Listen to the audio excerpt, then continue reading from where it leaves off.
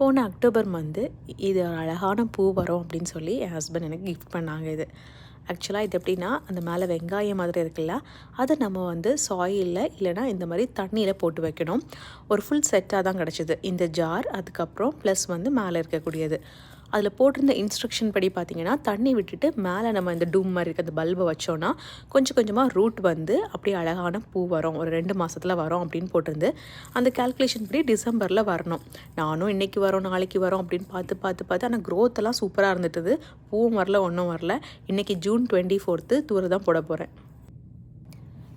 நான் இதை ரொம்ப ஆசையாக கண்ணே பொண்ணே அப்படின்னு அந்த இன்ஸ்ட்ரக்ஷனை வாசித்து ரொம்ப பத்திரப்படுத்தி கேர் பண்ணிட்டு வந்தேன்.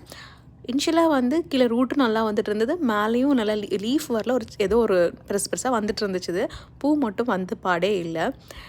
இதெல்லாம் பார்க்கும்போது எனக்கு என்ன தோணுதுன்னா, சின்ன வயசில் ஒரு கதை இருக்கும். ஒரு ஃபாக்ஸ் வந்து ஒரு கிரேப் ஒயினை பார்த்து அப்படியே ரசித்து பார்த்துட்டே இருக்கும். ட்ரை பண்ணி பார்க்கும். கடைசியில் சீச்சி இந்த பழம் புளிக்கும் அப்படின்னு சொல்லிட்டு தன்னைத்தானே மனசை தேத்திக்கிட்டு போயிடும். அதே மாதிரி தான் நானும் வந்தாலும் நல்லா இருக்காது போல் அப்படின்னு சொல்லி இன்றைக்கி தூக்கி வெளில போட போகிறேன்.